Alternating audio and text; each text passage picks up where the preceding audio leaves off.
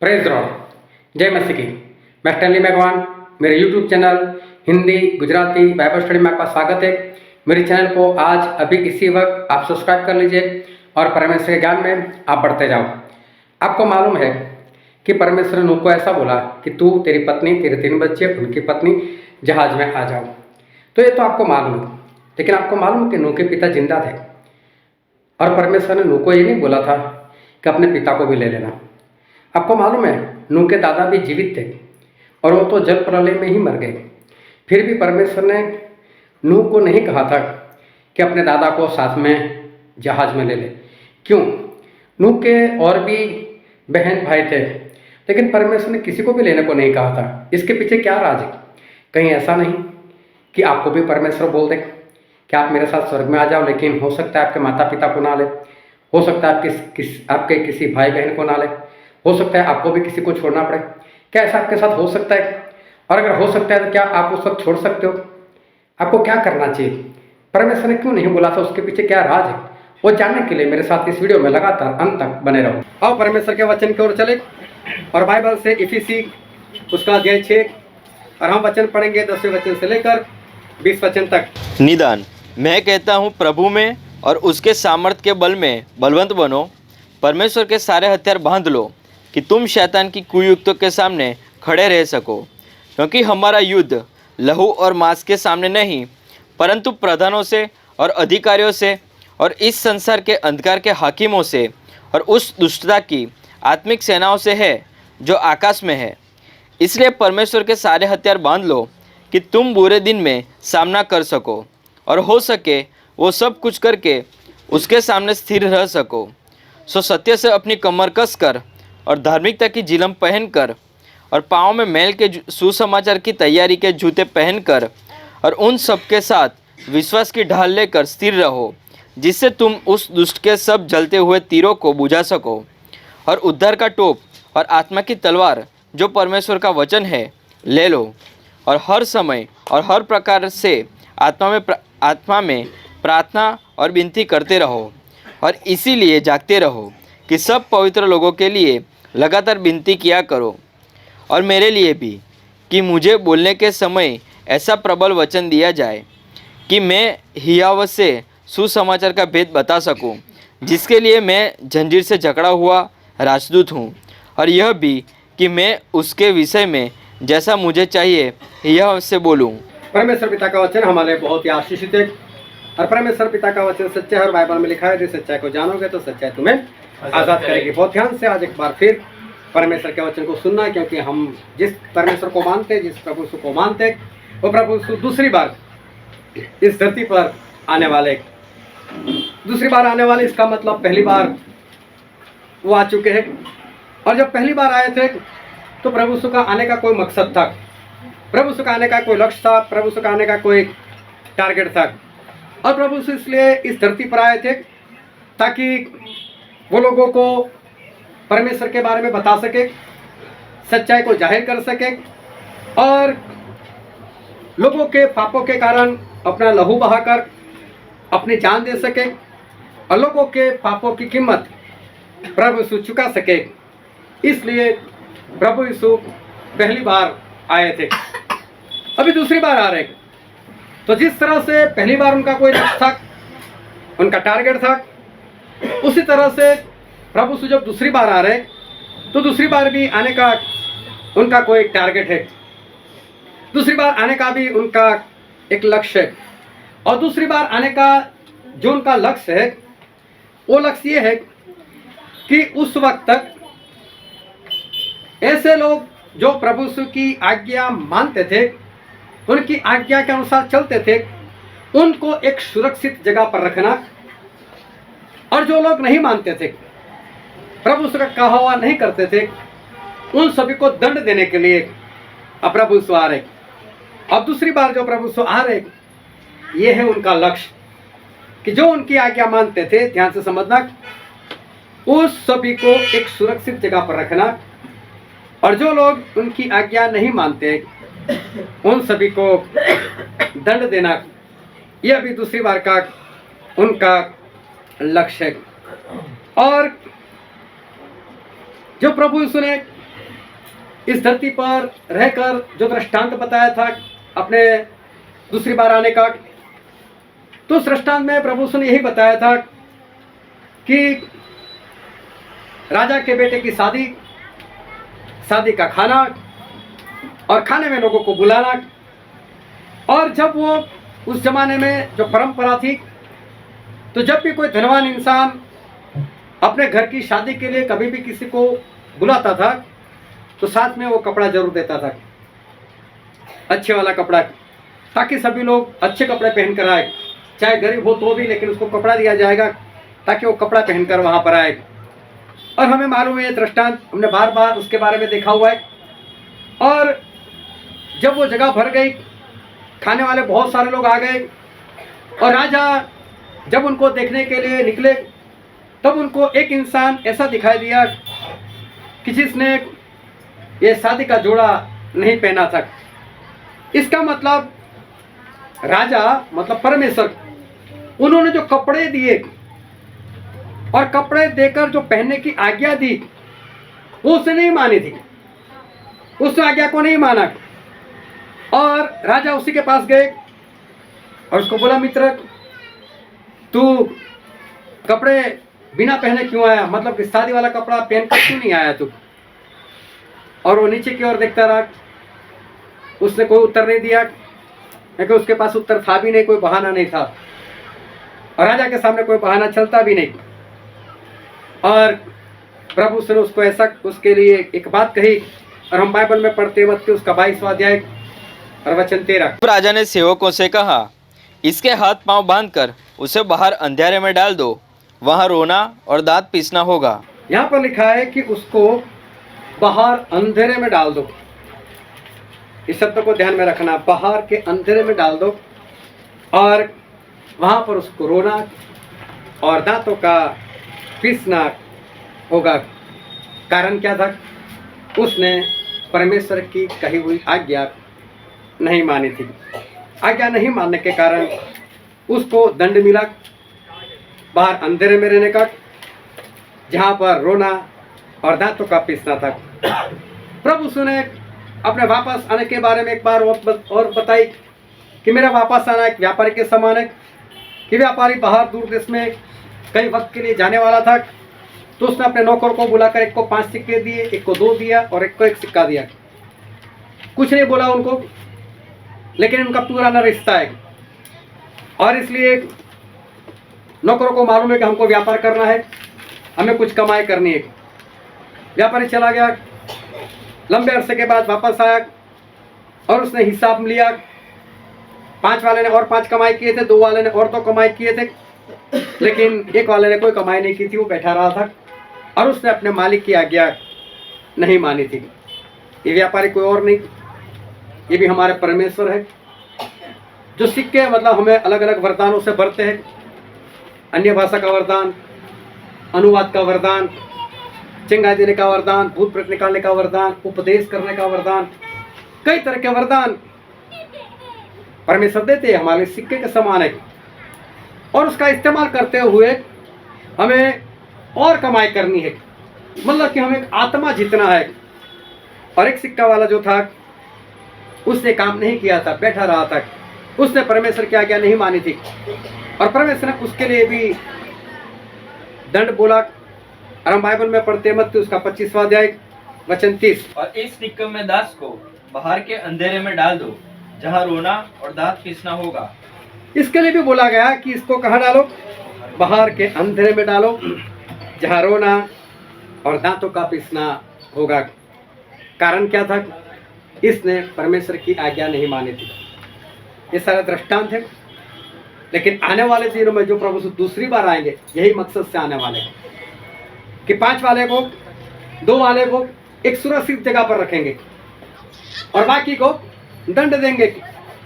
जिन्होंने कपड़े पहने थे उनको सुरक्षित जगह, जिन्हें कपड़े नहीं पहने थे उसको दंड। तो प्रभु जब दूसरी बार आ रहे, तो वो इसीलिए आ रहे लक्ष्य के साथ, टारगेट के साथ कि जो लोग मेरी आज्ञा मानते हैं उनको तो मैं एक सुरक्षित जगह दूंगा, लेकिन जो नहीं मान रहे उनको मैं दंड दूंगा। फिर प्रभु ने अपने आने का एक दृष्टांत और दिया था, जिसमें 10 कंवारी उसमें 5 मूर्ख और 5 बुद्धिमान थी।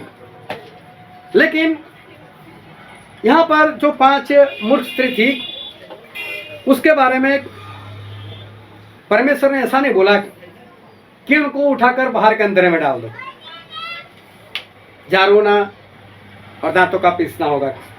हालेलुया।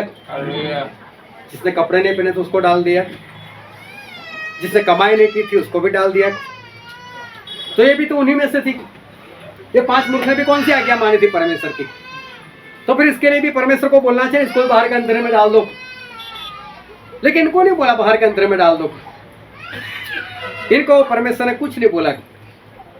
लेकिन इनके साथ एक घटना हुई थी।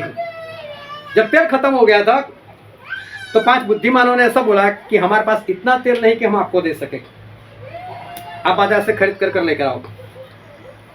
और जब वापस गई तब दरवाजा कैसा था? बंद था। और ये ऑलरेडी कहाँ थी? बाहर ही थी। ये पहले से ही बाहर थी, उनको दंड पहले से ही मिल चुका था। और इसलिए प्रभु ने ऐसा नहीं बोला कि तुम बाहर जाओ, उनको इतना बोल दिया कि तुम्हारे लिए दरवाजा नहीं खोला जाएगा। और हम बाइबल में पढ़ते मत्ती उसका 25वां अध्याय 10, 11, 12 वचन। जब वे मोल लेने को जा रही थी तो दूल्हा आ पहुंचा, और जो तैयार थी वे उसके साथ ब्याह के घर में चली गई और द्वार बंद किया गया। इसके बाद वे दूसरी कंवारियां भी आकर कहने लगी, हे स्वामी, हमारे लिए द्वार खोल दे। उसने उत्तर दिया कि मैं तुमसे सच कहता हूँ, मैं तुम्हें नहीं जानता। हालेलुया। तो ध्यान से समझना, ये तो ऑलरेडी बाहर ही है। यही परमेश्वर का लक्ष्य अभी आने वाले दिनों में। अब जब दूसरी बार प्रभु आएंगे तो अपने लोगों को एक सुरक्षित जगह, जो उनकी आज्ञा मानते थे वो, और जो नहीं मानते उनको दंड देने की बात है। और यही लक्ष्य के साथ, यही मकसद के साथ हमारे प्रभु यीशु दूसरी बार आ रहे हैं। और जब दूसरी बार आएंगे तब ये काम वो करेंगे। और ऐसा काम हमारे प्रभु यीशु पहले भी कर चुके हैं। हालेलुया। ऐसा ही काम कि अपने लोगों को एक सुरक्षित जगह देना और बाकी लोगों को दंड देना, ऐसा काम हमारे प्रभु यीशु वो पहले भी कर चुके। कई लोगों को ऐसा लगता है कि परमेश्वर ऐसा कैसे कर सकते हैं, लेकिन परमेश्वर ऐसा करेंगे क्योंकि पहले भी ऐसा काम वो कर चुके। और कब परमेश्वर ने पहले ऐसा काम किया था? और बाइबल में एक वचन पढ़ते हैं, लूका रचित सुसमाचार उसका 17वां अध्याय और 26 और 27 वचन। जैसा नूह के दिनों में हुआ था वैसा ही मनुष्य के पुत्र के दिनों में भी होगा। जिस दिन तक नूह जहाज पर न चढ़ा उस दिन तक लोग खाते पीते थे और उनमें ब्याह शादी होती थी। तब जल प्रलय ने आकर उन सबको नाश किया। यहाँ पर बाइबल में लिखा है कि जब जल प्रलय होने वाला था उससे पहले परमेश्वर ने नूह को, उनके परिवार को एक सेफ जगह दे दी थी। एक किश्ती, एक जहाज जो नूह के जरिए बनाया गया था, परमेश्वर ने उनके अंदर उनको बुलाकर उनको वहां पर सुरक्षित कर दिया। और उसके बाद जो बाकी लोग थे उनका नाश कर दिया। और परमेश्वर अब ऐसा कहते कि जब मैं दूसरी बार आऊंगा, प्रभु यीशु के दिन, मनुष्य के पुत्र के दिन, मतलब उनका दूसरा जो आगमन है उस दिन ऐसे ही दिन होंगे। ऐसे दिन मतलब नूह के जमाने के दिन। इसका मतलब कुछ लोग होंगे जो सुरक्षित जगह पर होंगे और बाकी लोग जो होंगे उनका नाश हो जाएगा। नूह के वक्त कैसा माहौल था, नूह के वक्त कैसे हालात थे और नूह के वक्त कैसे लोग थे, इस बात को ध्यान से समझना। कुछ लोग ऐसे थे, नूह जैसे, नूह का काम था परमेश्वर का काम करना, परमेश्वर की आज्ञा मानना, एक जहाज वो तैयार करना। और परमेश्वर ने नूह को बोला था कि नूह, मैं बाकी सभी लोगों का नाश कर दूंगा, लेकिन तू अपने लिए और अपने परिवार के लिए तू जहाज बना ले। लेकिन बाकी सभी लोगों का नाश होने वाला था। अभी ध्यान से समझना कि नूह के परिवार में कौन कौन होते। एक नूह, एक उसकी पत्नी, उसके 3 बेटे और 3 बेटी। कितने लोग हुए? 8 लोग हुए। परमेश्वर ने इन 8 लोगों के बारे में बताया। क्या मैं बोलता हूं परिवार में इतने लोग होते? एक नूह, उसकी पत्नी, उनके 3 बेटे और तीनों बेटों की एक बहू, मतलब 3 बहू। क्या परिवार में इतने होते? क्या नूह का पिता नहीं होना चाहिए? हालेलुया। नूह का पिता भी तो होना चाहिए। लेकिन परमेश्वर ने बोला था कि नूह तेरे पिता को भी ले लेना।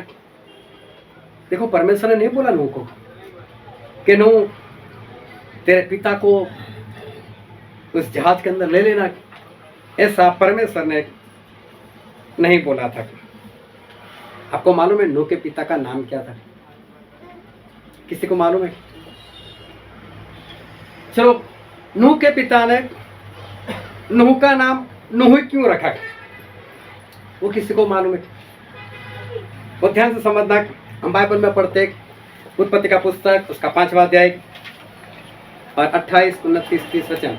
जब लेमेक 182 वर्ष का हुआ तब उसने एक पुत्र जन्म दिया और यह कहकर उसका नाम नूह रखा कि यहोवा ने जो पृथ्वी को शाप दिया है उसके विषय यह लड़का हमारे काम में और उस कठिन परिश्रम में जो हम करते हैं हमको शांति देगा। और नूह के जन्म के पश्चात लेमेक 595 वर्ष जीवित रहा और उसके और भी बेटे बेटियां उत्पन्न हुए। हालेलुया। एक एक शब्दों को ध्यान से समझना। लामेक, ये नूह के पिता का नाम। कितने साल का हुआ वो? 182 साल का। तब उसको एक बेटा हुआ। उसका नाम क्या रखा उसने? नूह। लेकिन नूह ऐसे ही नहीं रखा, कुछ सोचकर कुछ समझकर रखा कि परमेश्वर ने इस धरती को जो श्राप दिया है। मालूम है परमेश्वर ने धरती को कब श्राप दिया था? जब कैन ने हाबिल को मार दिया था और मारकर दफन कर दिया था। तो परमेश्वर ने बोला, धरती ने ऐसा काम किया, एक अच्छे इंसान को दफन करने के लिए जगह दी, आज से धरती श्रापित। अब जब तू इसमें खेती करेगा तब जमीन अपना बल तुझे नहीं देगी। पहले क्या होता था मालूम है? आदम हवा जब खेती करने के लिए जाते हैं उनको हल की जरूरत नहीं थी। वो जमीन को बोल दे, चल निकल कर बाहर आ जा।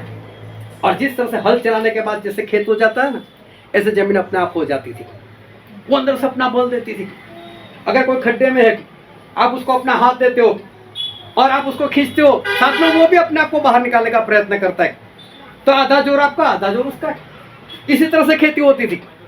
लेकिन जब धरती ने ऐसा काम कर दिया तो परमेश्वर ने श्राप दे दिया, अब धरती बल नहीं देगी।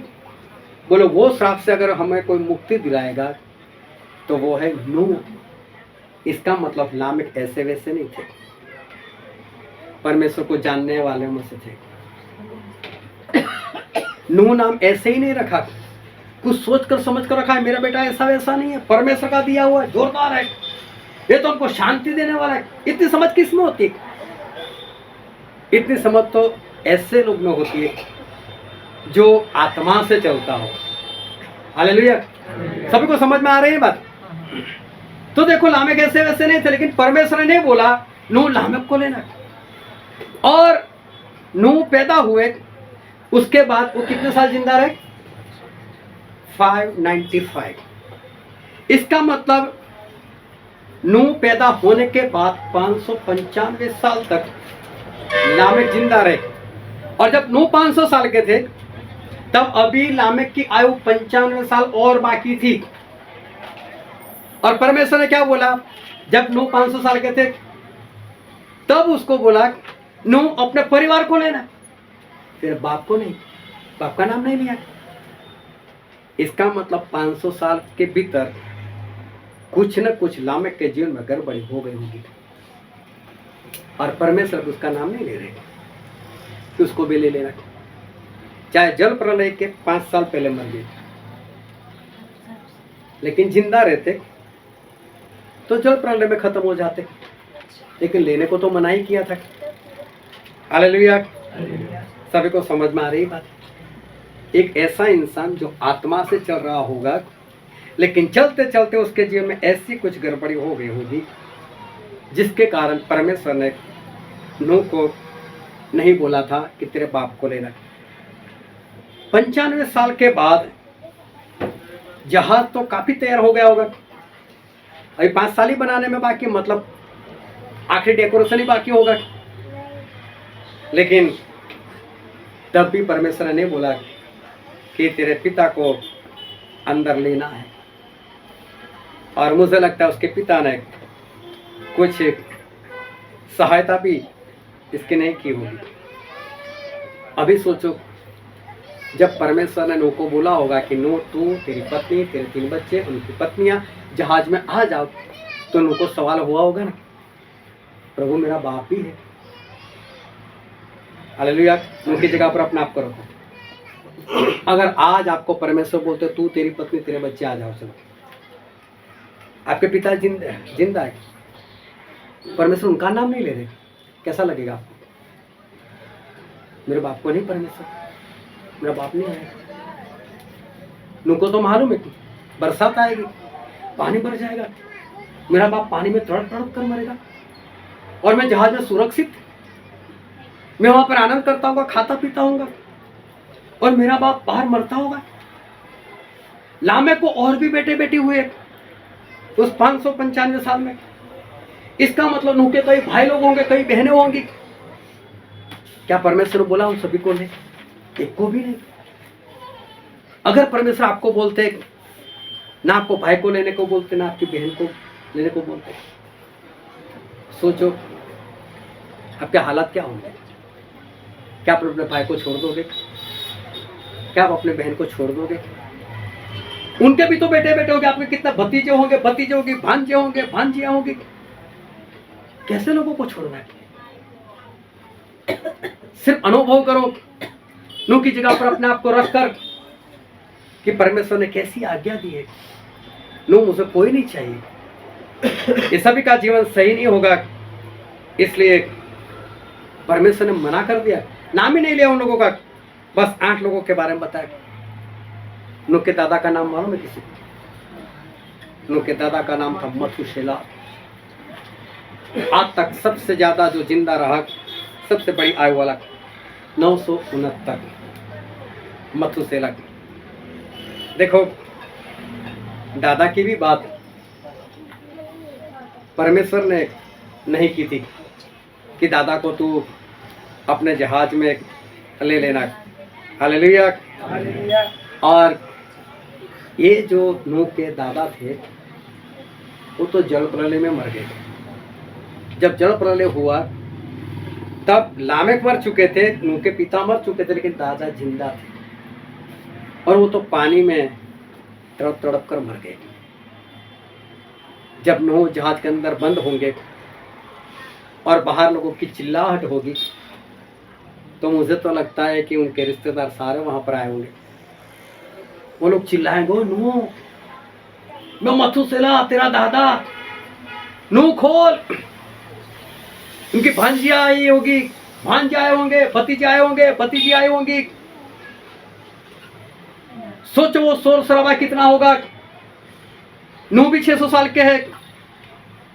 आपके घर में देखना, कोई भी बाहर से आता है, आपके घर वाले, आपका घर का दरवाजा बंद है और उसने खड़का दिया या तो बेल बजा दिया, आप पूछे कौन, वो नाम नहीं बताता, मैं हूं, और आप आवाज से पहचान, मेरा बेटा आया, मेरी बेटी आई, मेरा पति आया, मेरी पत्नी आई, आवाज से पहचान जाते। 500 साल नूह ने जिन लोगों की आवाज सुनी, सभी की आवाज नहीं पहचानते होंगे, और सभी लोग बाहर से चिल्लाए होंगे, नूह, मैं तेरा चाचा, मैं तेरा भाई, मैं तेरी बहन, खोल मेरे लिए खोल। कितने मजबूर है, वो खोल भी नहीं सकते। सोचो उस वक्त नूह के हालात कैसे होंगे जब नूह जहाज में बैठने के लिए गए होंगे बाकी के 7 लोगों के साथ, और हो सकता है उनके पिता तो मर गए थे, लेकिन मथुसेला वहीं पर हो, साथ में रहते हो। और मथुसेला ने बोला, गन मालूम है तू छोटा था, मैं तुझे अपनी गोदी में बहुत खिलाया, तू सुसु करता था, और मैं तुझे कपड़े बदलाता था। नूह, तू मुझे छोड़कर जा रहा है। सोचो अगर आपके पिताजी, आपके माँ, आपकी पत्नी, आपके पति, जिसको परमेश्वर नहीं बुला ले जाने को, अगर वो आपके सामने इस तरह से रोए, ऐसी कुछ बातें बताए, कैसे हालात हो सकते। लेकिन नूह इन सभी को छोड़कर खुद जिंदा रहने के लिए वो जहाज में चले गए। नूह को कैसा लगा होगा। नूह के जितने भी परिवार वाले थे, उनमें से कोई भाई बहन, मौसा मौसी, कोई भी नहीं बचाया गया। और ये सारे के सारे बाहर जल प्रलय में बहुत ही खराब पूरी तरह से तड़प तड़प कर वो लोग मर गए। पिछले दिनों में मैं एक परिवार में था। परिवार में 10 सदस्य, 10 में से एक, इनका पिताजी और बच्चों के दादाजी, उनका मसीह में चलना थोड़ा इधर उधर है। और अगर आज प्रभु यीशु आ जाते, वो पक्का रह जाने वाले, वो नहीं जा सकते। मैंने बाकी लोगों को इकट्ठा किया, तो चलो हम लोग बाइबल पढ़ते, हम बाइबल से कुछ वचन देखते। और मैंने उनको बताया कि अगर परमेश्वर हमें ऐसी बात बताते कि देखो दुनिया में ऐसा कुछ होने वाला है, आप यहाँ से अलग निकल जाओ। मैं बोला आप लोग जाने के लिए तैयार हो अलग? बोले हाँ, हम परमेश्वर के लिए चले जाएंगे। तो बहुत अच्छी बात है। मैं दूसरी बार पूछा कि देखो आपके पिताजी और बच्चों के दादा, वो आपकी तरह नहीं चल रहे। आपका जैसा विश्वास है वो उनका विश्वास नहीं है। क्या वो आपके साथ आएंगे? वो नहीं आएंगे। वो मैं आप उसको छोड़कर जाओगे? बोलते हाँ, जब परमेश्वर का वचन है, परमेश्वर क्या कहा, जाना ही पड़ेगा, हम चले जाएंगे। मैं बोला शांत हो जाओ, शांत हो जाओ, शांत रहो।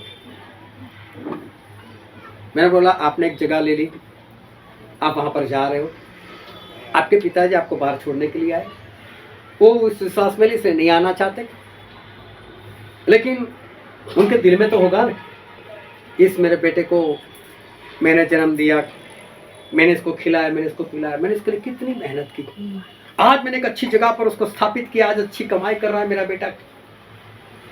और वो बोलते हैं मेरे बेटे, मालूम है जब तो पैदा हुआ तब मेरे पास पैसे नहीं थे, मैंने बहुत मेहनत की, मैंने बहुत मजदूरी की बेटे, बड़ी मुश्किल से मैं तेरी फीस भरता था, बड़ी मुश्किल से मैंने कमाई की, तब जाकर आज तू इस पोस्ट पर है। क्या बेटा तू मुझे छोड़कर जा रहा है? मैंने कुछ इमोशनल कर दिया उनको, और सभी के मुंह थोड़े से लटक गए। अब मुझे बताओ क्या आप जाओगे?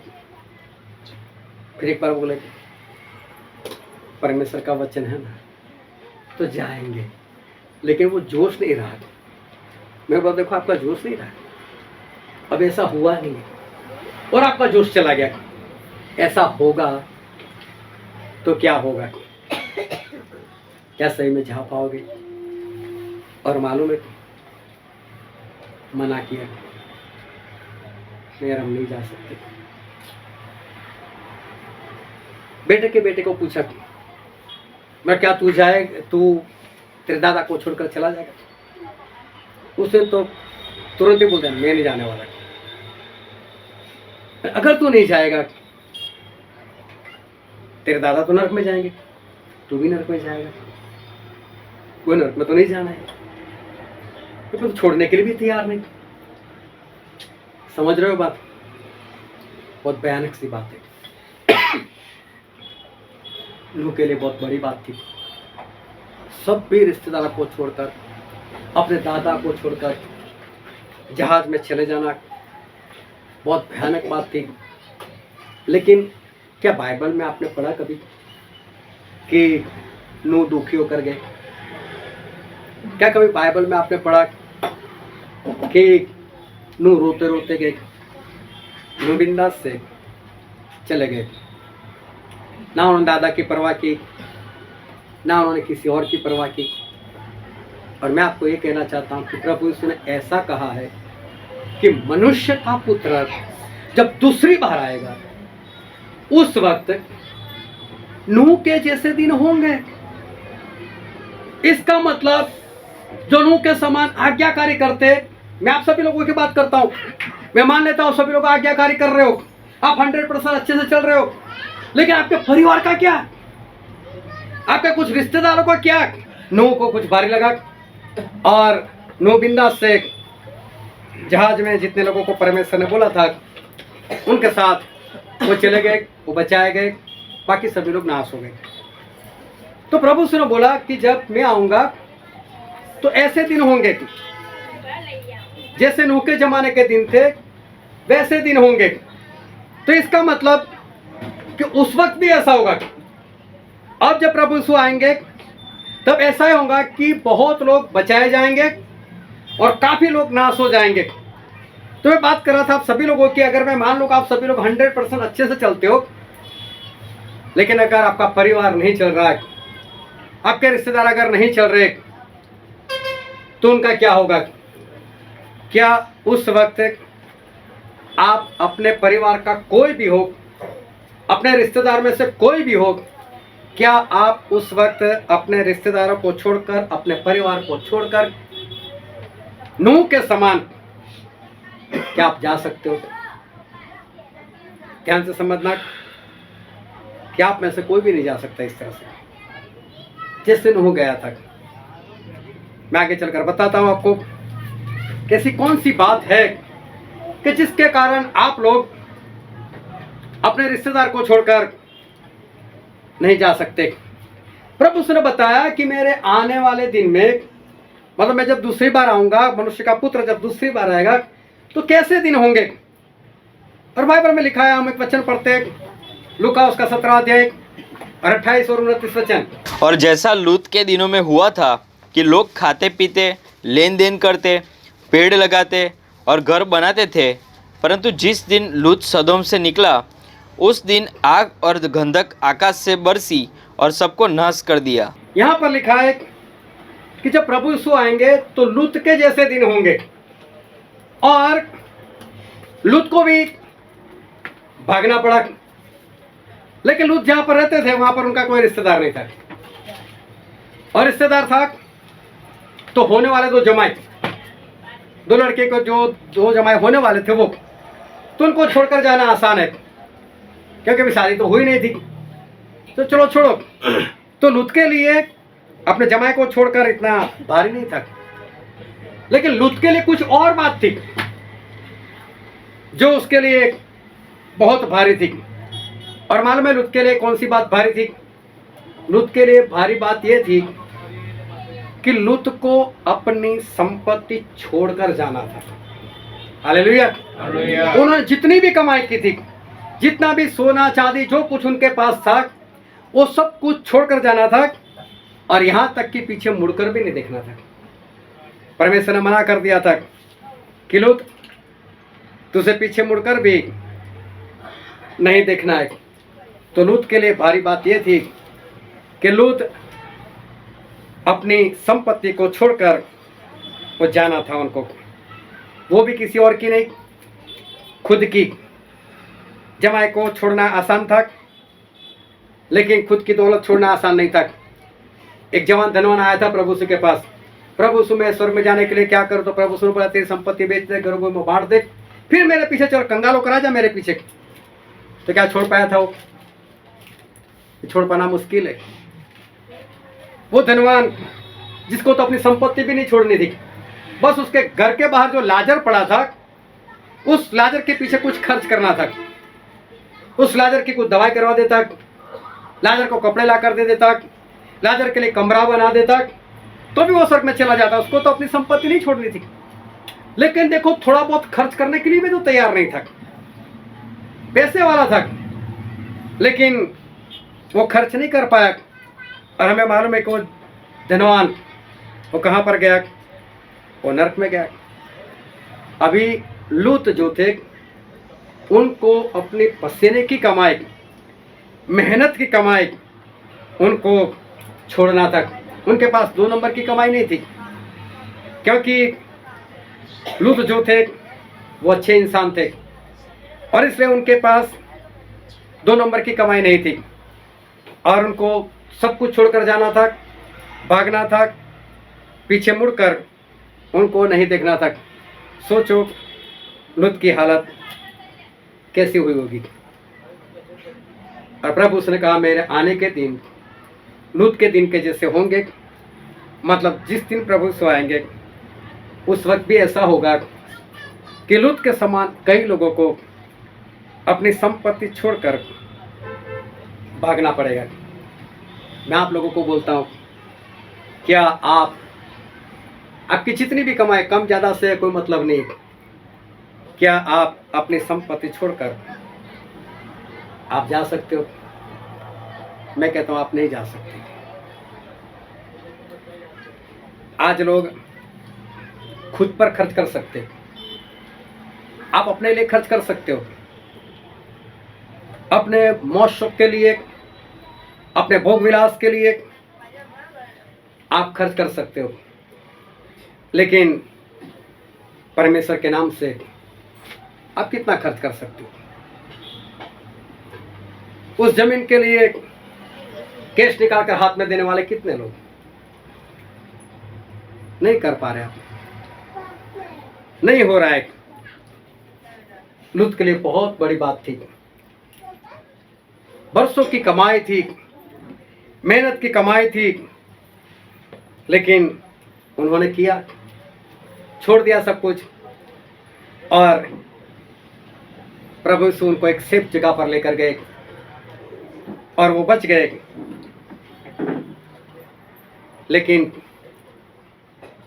लूत जो थे उनको ये सब कुछ छोड़ना पड़ा।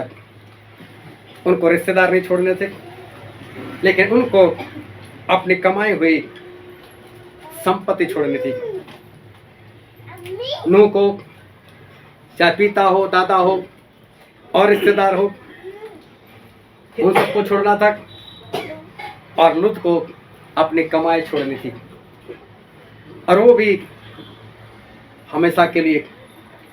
और मालूम में बाकी लोग नाश हो गए। क्यों नाश हो गए? बाइबल में हमने पढ़ा कि वो लोग खाते थे, पीते थे। तो यहाँ पर जो पीने की बात है ना, वो पानी की नहीं बात है। यहाँ जो खाने की बात है वो सिर्फ खाने की बात नहीं है। वो तो नूह भी खाते पीते थे और लूत भी खाते पीते थे। जिंदा रहने के लिए खाना पीना तो पड़ेगा, लेकिन दूसरे लोगों की जो बात की है, खाते थे पीते थे, इनका कहने का मतलब ये है कि वो लोग अच्छा खाते थे, शराब वगैरह पीते थे। कैसे? कि खाना पीना तो इनके पास भी था, लेकिन ये लोग पार्टियों में मस्त थे।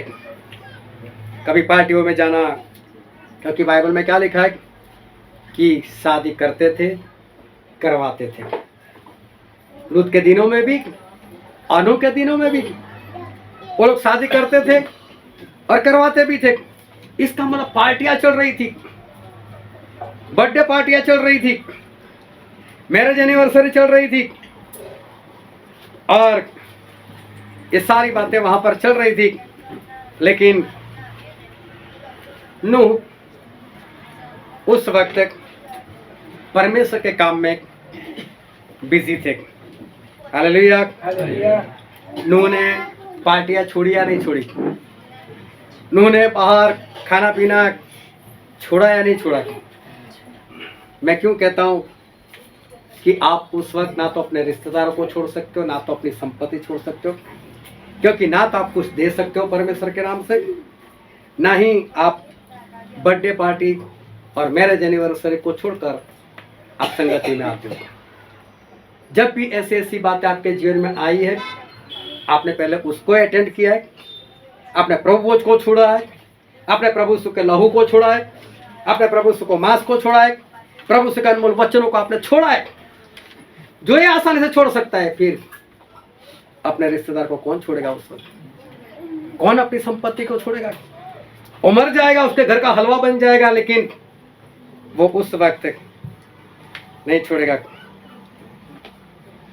लूत बिंदास से छोड़कर चले गए। उनको अपनी संपत्ति की कुछ भी नहीं पड़ी थी। वो तो बिंदास से सब छोड़कर वो बिंदास से चले गए। उन्होंने इस बात का दुख नहीं किया। उन्होंने पीछे मुड़कर भी नहीं देखा।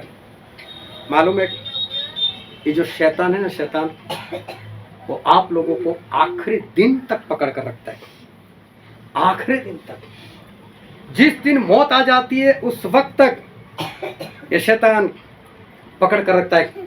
अगर सामने मौत दिखे तो भी शैतान वो छोड़ता नहीं है और लोग उससे आजाद नहीं होते। प्रकाशित वाक्य को पढ़ना, जब लोगों ने प्रभु यीशु को आते हुए देखा तो लोग उस पहाड़ों की ओर जाने लगे और पहाड़ों को बोलने लगे, हमको मार दे, इसके पास तो नहीं जाना, तू मार दे, कोई बात नहीं। इतनी विपत्ति में, क्लेश में वो लोग थे, लेकिन उन्होंने ऐसा नहीं बोला कि परमेश्वर को क्षमा करो और निंदा की परमेश्वर की।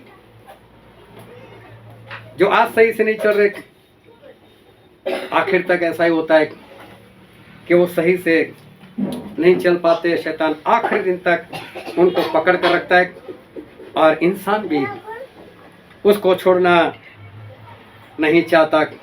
चाहे उसको मौत दिखे, चाहे उसको प्रभु यीशु दिखे, लेकिन फिर भी शैतान को छोड़कर वो परमेश्वर के पीछे वो नहीं जाता। पता है आप ऐसा क्यों करते हो? क्यों आप संगति को छोड़कर बिंदास से बर्थडे में जा सकते हो? क्यों आप शादी पार्टियों में जा सकते हो? जब परमेश्वर ने लूत को कहा और लूत संपत्ति छोड़कर भागे, उन्होंने पीछे मुड़कर भी नहीं देखा, तो उसका एक कारण था। जब परमेश्वर सदोम और अमोरा की ओर जा रहे थे, शाम का वक्त था, तो सदोम अमोरा के अंदर जो रास्ता जा रहा था वहां पर बैठ गए थे। और मैंने पहले भी बताया, एक बार फिर से बता देता हूँ, उस वक्त होटल वगैरह नहीं था, धर्मशालाएं होती थी कहीं कहीं पर, लेकिन उस वक्त जो मुसाफिर होते थे उनको कहीं पर भी जाना होता, चलते या गधे के ऊपर या ऊंट के ऊपर बैठकर, तो जहां पर रात होने लगती थी उस शहर में, गांव में वो लोग रुक जाते थे और गांव में या शहर में जो रास्ता जाता था वहां पर बैठ जाते थे। और शाम के वक्त जब अंधेरा होने को आता था, तब जो गांव वाले, शहर वाले बाहर कमाई के लिए खेत में गए होते थे, जब वापस जाते थे तो देख लेते थे कि अनजान लोग कौन है। तो उनको पूछते, भाई साहब कहाँ से आए और कहाँ पर जाने वाले? जानकर उनको बोल, चलो भाई साहब हमारे घर चलो, नहाओ धो, रेस्ट करना, खाना पीना, सुबह आपकी सफर निकाल देना, चले जाना। और परमेश्वर वहां पर बैठे थे, लेकिन सदोम अमोरा में रहने वाले कोई भी परमेश्वर को लेकर नहीं गए थे। जब लूत आए तो लूत ने देखा, बोले क्यों कोई नहीं लेकर गया, चलो मैं लेकर चलता हूं, मेरे घर चलो। क्यों लोग लेकर नहीं गए? क्योंकि लेकर जाएंगे उनका आदर मान करना पड़ेगा, उनके लिए खाना बनाना पड़ेगा, खर्च करना पड़ेगा। खर्च करने के लिए तैयार नहीं थे। और लूत, उनको संपत्ति की पड़ी, तो कोई बात नहीं, कुछ खर्च हो जाएगा तो करो, उसमें क्या है, बाहर से आए तो करो खर्च। समझना कि हमारे पास भी बाहर से लोग आते हैं, कितनी रोटियां खाएंगे, कितना चावल खा जाएंगे, कितनी सब्जी खा जाएंगे, कौन सामने से तैयार थोड़ा खर्च करने के लिए? आज मैं करूंगा खर्च। लूत उनमें से थे, सामने से तैयार, कोई बात नहीं परमेश्वर आप मेरे साथ चलो। और लूत ने वहां पर जाकर अच्छा ही काम किया, अच्छा ही उनको खाना खिलाया और अच्छे से अपने पास उनको रखा। और ध्यान से समझते रहना, लूत खर्च करने में बिंदास थे और इसलिए वो बिंदास से अपनी संपत्ति छोड़कर अपने जीवन के लिए वो सदोम अमोरा को छोड़कर वो वहां से भाग सके। जब तक ये बात आप में नहीं आएगी, आप 100-200 रुपये अगर खर्च नहीं कर सकते तो फिर आप हजारों में क्या छोड़ोगे, लाखों में कैसे छोड़ सकोगे, कैसे आप भाग सकोगे।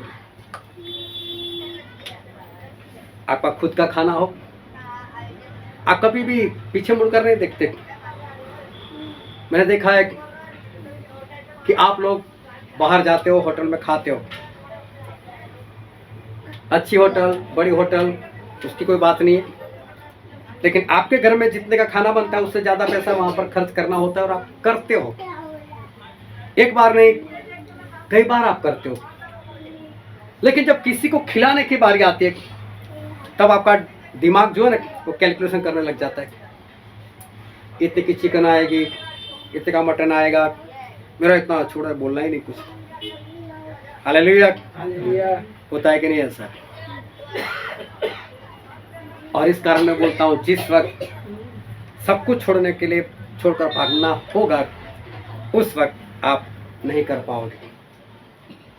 नूह अपने रिश्तेदार को छोड़कर वो बिंदास से जा रहे, क्योंकि उनको एक ही बात मालूम है कि चाहे मेरा रिश्तेदार हो, लेकिन वो परमेश्वर को नहीं मानता, वो परमेश्वर के पीछे नहीं चलता, वो मुझे भी नरक की ओर लेकर जा रहा है, वो मुझे संगति से दूर किए जा रहा है। क्यों रिश्ता रखूं? चाहे मथुसेला हो, मेरा दादा हो तो कौन सी बड़ी बात, चाहे मेरा बाप हो तो कौन सी बड़ी बात, लेकिन जिस तरह से मैं चलना चाहता हूं, जिस तरह से मैं आज्ञाकारी करता हूं, मेरा बाप मुझे आज्ञाकारी नहीं करने देता। मारो ऐसे बाप को लात, मारो ऐसे भाई बहन को लात जो आपको संगति से रोकता है। लेकिन आपको परमेश्वर की नहीं पड़ी, आपको वहां रिश्ता बनाकर रखना है जो आपको नरक में लेकर जा रहा है। और इसलिए आखिरी दिनों में आप अपने रिश्तेदार को छोड़कर नहीं जा पाओगे। लेकिन नूह वो बिंदास से चले गए। जब कई को देखो लोग वो गालियां बोलते थे, उसकी निंदा करते थे, ये तो पापी इंसान। लेकिन क्या बोला इसने, हे परमेश्वर, मेरी जितनी भी संपत्ति उसमें से आधा मैं गरीबों में बांट दूंगा, और बाकी जो बचा उसमें से 4 गुना, जिनके पास से मैंने जबरदस्ती लिया 4 गुना दे दूंगा। पीछे मुड़कर नहीं देखा, मैं बर्बाद हो जाऊंगा। मेरी पत्नी का क्या, मेरे बच्चों का क्या, मेरे आगे वाली जिंदगी का क्या, कुछ भी नहीं सोचा। अरे स्वर्ग मिलता है, अरे परमेश्वर के साथ रिश्ता बनता है, तो छोड़ो ना ये सब। और बिंदास से जग गई, वो छोड़ सके। मालूम है क्यों लूत काम कर पाए, क्यों नूह काम कर पाए, क्यों नूह लोगों को छोड़कर चले गए, और क्यों लूत ने अपनी संपत्ति छोड़ दी। जो वचन आज हमने पढ़ा था इफिसी उसका अध्याय 6, और हमने पढ़ा था 10वें वचन से लेकर 20 वचन तक। और वहाँ पर परमेश्वर ने एक बात बताई कि परमेश्वर के कुछ हथियार है, उस हथियार को ले लो बोले, क्योंकि हमारा ये युद्ध वो किसी लहू और मांस से नहीं है, लेकिन हमारा युद्ध शैतान से, उसकी सेना से हमारा युद्ध है। और परमेश्वर के सारे हथियार इसलिए ले लो, इसलिए बांध लो, ताकि जब बुरा दिन आए तब हम उस बुरे दिन का सामना कर सके। और फिर परमेश्वर ने उस सारे हथियारों की बात की, जिसमें सबसे पहला था सच्चाई का बेल्ट, धार्मिकता की झिलम, उद्धार का टोप, विश्वास की ढाल, मेल के जूते, और आत्मा की तलवार जो परमेश्वर का वचन है। बोले सब कुछ ले लो, ये सब कुछ बांध लो। मालूम है सब कुछ लेने की क्यों जरूरत है, परमेश्वर के हथियार की जरूरत क्यों है? क्योंकि वहां पर बाइबल में एक खास कारण वो परमेश्वर ने बताया है। और पढ़ो उसका 13 वचन, इसलिए परमेश्वर के सारे हथियार बांध लो कि तुम बुरे दिन में सामना कर सको। कौन से दिन? बुरे दिन में। हाँ पढ़ो आगे। और हो सके वो सब कुछ करके उसके सामने स्थिर रह सको। उसके सामने स्थिर रह सको। हालेलुया। परमेश्वर के हथियार क्यों उठाना है, परमेश्वर के हथियार से सज्ज क्यों होना है, परमेश्वर के हथियार को बांध क्यों लेना है? उसका कारण ये है कि बुरे दिन आप उसका सामना कर सको और सब कुछ करते हुए आप आखिर तक बने रहो। इसके कारण यहाँ पर एक खास दिन की बात की, और वो दिन कौन सा है? बुरा दिन। हालेलुया। इसका मतलब हम सभी के जीवन में कैसा दिन आने वाला है? बुरा दिन। क्या बुरा कोई एक दिन है या सारे दिन बुरे? वो बुरा दिन कौन सा? परमेश्वर कौन से दिन को ऐसा कहते हैं कि बुरे दिन को आप उसका सामना कर सको? नूह जिस वक्त जहाज में जा रहे थे, क्या उनके लिए वो बुरा दिन था या अच्छा दिन था? जलप्रलय होने वाला था, सब मरने वाले थे। नूह एक सेफ जगह पर जा रहे थे। क्या वो दिन नूह के लिए अच्छा दिन था या बुरा दिन था? बताओ तो। अच्छा दिन था। मैं कहता हूं बुरा दिन था। दादा को छोड़ना था, सारे रिश्तेदारों को छोड़ना था। मैं बोलता हूं कोई आपको या परमेश्वर आके आपको बोलते हैं कि बेटे तू आजा मेरे साथ, तेरी पत्नी को मैं मारूंगा, तेरे बच्चों को भी मारूंगा, तड़पा कर मारूंगा, लेकिन बेटे तू मेरे साथ आ जा, आपको जीवन मिल रहा है। हालेलुया। बाकी के लोग मर रहे हैं, आपके लिए अच्छा दिन या बुरा दिन? हालेलुया। वही दिन बुरा है। किस तरह से आप अपनी पत्नी को छोड़ सकते हो उस वक्त,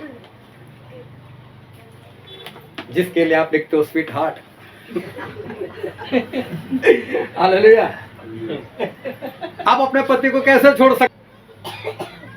मरने के लिए कंफर्म है, मरने वाले, तड़प तड़प कर मरेंगे। वो दिन बहुत बुरा था। चाहे नूह बचाए जाने वाले थे, चाहे उनकी पत्नी बचाए जाने वाली, चाहे बच्चे उनकी पत्नियां बचाए जाने वाली थी, लेकिन बहुत सारे रिश्तेदार बाहर थे। वो तड़प तड़प कर मरने वाले, उसमें मथूसेलह उनके दादाजी भी थे। ये उनके लिए बुरा दिन था। इस बुरा दिन का सामना करने के लिए क्या चाहिए? हथियार चाहिए। कौन से हथियार चाहिए? सच्चाई से अपने कमर को कसकर बांध लो। उस वक्त सच्चाई आपके जीवन में होनी चाहिए। मेरे दादा है तो क्या झूठा है? छोड़ो। हालेलुया। हाँ, आपके माता पिता है, भाई बहन जो भी है, लेकिन सच्चाई कौन है? तो यीशु मसीह। सच्चाई कौन है? स्वर्ग। और आपको इनको छोड़कर जाना है तो आपको पता होना चाहिए सारे झूठे हैं। ये तो मुझसे परमेश्वर दूर करने के लिए जा रहे हैं, ये तो मुझे नर्क में भेजने की बात कर रहे हैं। और उस वक्त अगर आपके पास हथियार नहीं ना, तो समझ लो ये आसान नहीं है। ये वही दिन शैतान का है। चाहे परमेश्वर का दिन है, लेकिन वो दिन साथ साथ में शैतान का भी है, क्योंकि शैतान आपको बांधने वाला है उस दिन। और मालूम है, मैंने एक परिवार की बात की, आखिर में उन लोगों ने बोल दिया कि हम नहीं जा सकते छोड़कर। ऐसा हुआ नहीं था, लेकिन मैंने कुछ इमोशनल कर दिया। तो सोचो ऐसा होगा, उस वक्त वही लोग जा पाएंगे जिन लोगों ने इस हथियार को बांध कर रखा है। ये हथियार जिनके पास होगा, वही इस हथियार से उस दिन का सामना कर पाएंगे, और सब कुछ करते हुए आखिर तक वो उसमें बना रहेगा। जो आज बर्थडे में जाता है, उनको बुरा नहीं लगने देता, संगति छोड़कर अगर मैरिज एनिवर्सरी या मैरिज में जा सकता है, तो समझ लो उसके पास हथियार आज नहीं है, तभी वो ऐसा काम कर रहा है। हथियार होता तो वो हथियार, उससे वो लड़ता और बना रहता और आगे बढ़ जाता। ये हथियार नूह के पास थे, ये हथियार लूत के पास थे, इसीलिए लूत अपनी संपत्ति को छोड़कर वो बिंदास से जा पाए, बिंदास से चले गए। और बाइबल में लिखा है, क्योंकि कई लोग लूत को ऐसा समझते कि लूत सही नहीं थे, लेकिन दूसरा पत्रस 2 अध्याय उसका 7 वचन पढ़ो तो। और धर्मी लूत को, जो अधर्मी के अशुद्ध चाल चलन से बहुत दुखी था, छुटकारा दिया। यहाँ पर लिखा है धर्मी लूत, मतलब आज्ञाकारी करने वाले लूट, इसका मतलब हथियार से सज्ज है वो, तभी अपनी संपत्ति को छोड़कर वो बिंदास से जा पाएगा। और मैं कहता हूँ बुरा दिन कोई एक नहीं है, बुरे दिन हमारे लिए हर रोज है, हमारे लिए हर रोज बुरे दिन है, क्योंकि इफिसी में ऐसा लिखा है, इफिसी उसका 5वां अध्याय वचन 16। और अवसर को बहुमूल्य समझो क्योंकि दिन बुरे हैं। क्या लिखा है? अवसर को बहुमूल्य समझो क्योंकि दिन, अब एक दिन की बात नहीं, हमारे लिए सारे दिन बुरे हैं। क्या हर रोज आपको लड़ना नहीं पड़ता है? हर रोज शैतान से लड़ना पड़ता है कि नहीं? हर रोज कुछ ना कुछ आपके जीवन में होता है कि नहीं? क्या हर रोज धोखे दिन आपके जीवन में चल रहे हैं कि नहीं? क्या हर रोज लूट वाले दिन चल रहे हैं कि नहीं? हर रोज धोखे जैसा है, हर रोज लूट के जैसा है। हर रोज हमें कहीं ना कहीं संपत्ति छोड़ने की बात आती है, कुछ खर्च करने की बात आती है किसी के लिए। हर रोज हमारा दिन ऐसा होता है। आज भी जब आप यहाँ पर हो तो हो सकता है कहीं ना कहीं आपके परिवार वाले कुछ और काम कर रहे होंगे, हो सकता है किसी को बुलाया हो सकता है आज भी आपको कहीं पर खर्च करने की जरूरत हो परमेश्वर के नाम से।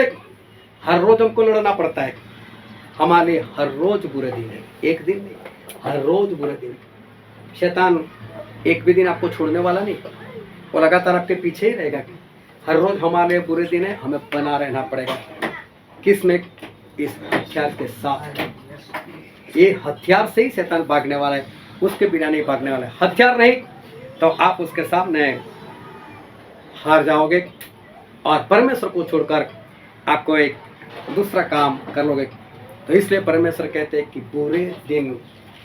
बुरा दिन का सामना करने के लिए ये सारे हथियारों से अपने आप को सज्ज करो। एक बार फिर से पढ़ो इसका 13 वचन। इसलिए परमेश्वर के सारे हथियार बांध लो कि तुम बुरे दिन में सामना कर सको। तुम बुरे दिन में सामना कर सको।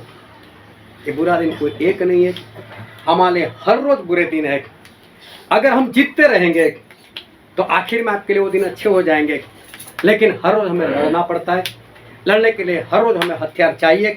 ये हथियार किसी एक दिन के लिए नहीं, हम परमेश्वर के फौजी हैं, हम परमेश्वर की सेना में है, तो ये हथियार हमारे पास हर रोज होने चाहिए।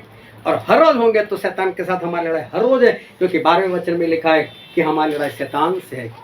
तो मरा नहीं हो, वो तो बार बार हम पर हमला करता ही रहता है। रिश्तेदारों के जरिए, पैसे के मामलों में वो हमला करता ही रहता है, लेकिन हमें काम करना पड़ेगा कि हर रोज उसको मारकर भगाना पड़ेगा। और इसलिए हमारे लिए हर रोज बुरे दिन हैं। और मालूम है, प्रकाशित वाक्य में एक वचन ऐसा लिखा है कि जब आप स्वर्ग में जाओगे ना, तब परमेश्वर आपके आंसुओं को साफ कर देंगे। इसका मतलब आप स्वर्ग में भी रोते होंगे।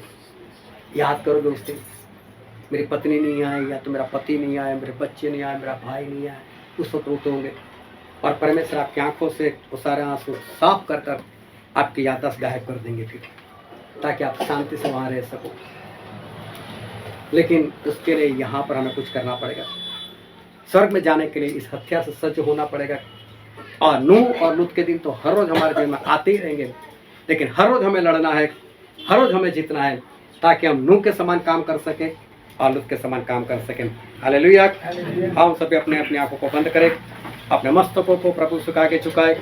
मेरे प्रियो, ये वक्त है कि हम अपने आप को जांचें, ये वक्त है कि हम अपने आप को परखें।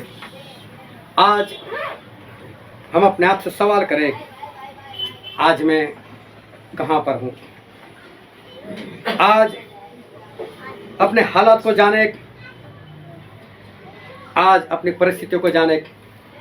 क्या लूत के दिन मेरे जीवन में बार बार नहीं आते? क्या नूह के जैसे दिन मेरे जीवन में बार बार नहीं आते? क्या बार बार ऐसी परिस्थितियां नहीं आती जो मुझसे परमेश्वर से दूर ले जाने का प्रयत्न करती है, जो मुझसे परमेश्वर की संगति से दूर ले जाने का प्रयत्न करती है, जो मुझे प्रभु से दूर ले जाने का प्रयत्न करती है? कौन टिका रहेगा उसमें? उसमें वही टिका रहेगा जो परमेश्वर के हथियार से सज्ज हुआ है, उसको बांध कर रखा है। लूत के लिए आसान था, नूह के लिए आसान इसलिए था कि उनके पास हथियार थे। मैं आज आप लोगों को कहना चाहता हूँ, अगर आज तक उस हथियार को पाया नहीं है तो आज वक्त है आप उस सारे हथियार को उठा लो, सच्चाई से अपनी कमर को बांध लो, आज्ञाकारी की जिलम बख्तर को पहन लो, एक दूसरे के साथ मेल मिलाप से रहो, मेल के जूते पहन लो। अगर आज भी आपकी किसी से अनबन है तो मैं कहता हूँ आज ऐसे के वैसे मत जाना, आज मेल मिलाप कर कर जाना, मेल के जूते पहन कर जाना, उत्तर का टोप पहन लेना, विश्वास की ढाल ले लेना और आत्मा की तलवार परमेश्वर का वचन उठा लेना। तभी आप बचाए जाओगे, तभी आप नूह के समान विजयवंत जीवन जी सकोगे। प्रभु ने बोला मेरे आने के दिन नूह और लूत के जैसे ही। लूत एक दिन के लिए नहीं आए थे और नूह भी एक दिन के नहीं आए थे। लगातार हमारे लिए वही दिन है, उसमें हमें बचना है और इसलिए अपने आप को अच्छी तरह से तैयार करें। ये वचन समझने के लिए, ग्रहण करने के लिए, उसके अनुसार चलने के लिए प्रभु की कृपा हम सभी पर होने पाए।